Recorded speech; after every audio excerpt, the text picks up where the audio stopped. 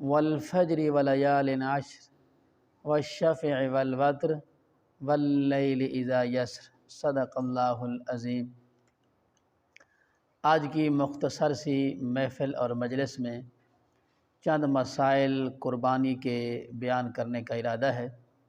اللہ تعالیٰ صحیح اور حق بیان کرنے کی توفیق عطا فرمائے۔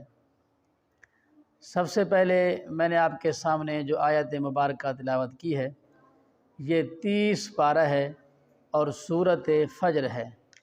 والفجر ولیال عشر۔ مالک الملک نے فرمایا قسم ہے مجھے فجر کی، والفجر، اور اس فجر سے مراد مفسرین کرام فرماتے ہیں اس فجر سے مراد 10 ذو الحجہ کی فجر ہے، اور اس 10 ذو الحجہ کی فجر کی بہت زیادہ قدر و قیمت ہے۔ 10 ذو الحجہ کی فجر کو بیت اللہ کے پاس جا کر دعائیں مانگنا، آہو زاریاں کرنا، اللہ کے سامنے رو رو کر اپنے گناہوں کی معافی مانگنا، یہ بڑا قبولیت کا وقت ہوتا ہے اور بڑا عظمت والا وقت ہوتا ہے۔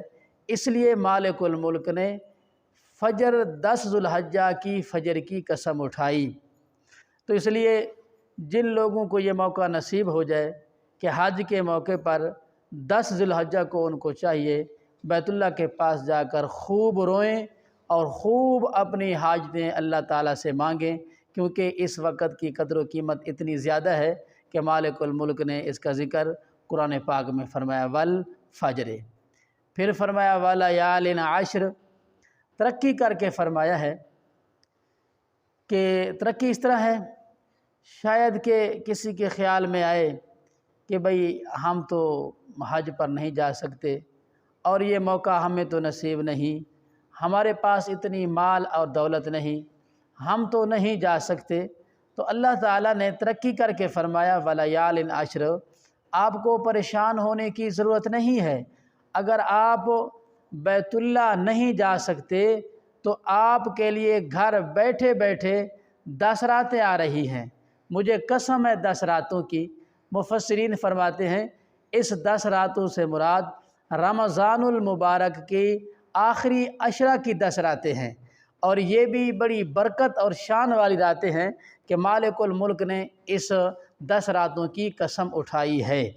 اور ان 10 راتوں میں بھائی لیلۃ القدر کی رات بھی ہے، اور لیلۃ القدر کے بارے میں تو خود قرآن فرماتا ہے خیر من الف شہر، 1000 مہینے سے بھی بہتر رات ہے۔ بھائی اگر بیت اللہ نہیں جا سکتے تو گھر بیٹھے بیٹھے رمضان المبارک کی 10 راتیں آ جاتی ہیں۔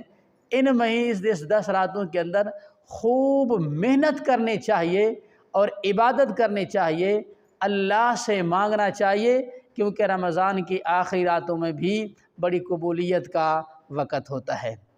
پھر مالک الملک نے ترقی کر کے فرمایا شاید کہ خیال میں آئے اب تو بھائی ذو الحجہ کا مہینہ ہے، آج یکم ذو الحجہ ہے، تو رمضان المبارک کی آخری 10 راتیں تو بہت دور ہیں، پتہ نہیں وہاں تک زندگی جا سکتی ہے یا نہیں جا سکتی، پتہ نہیں یہ موقع ہمیں نصیب ہوگا کہ نہیں۔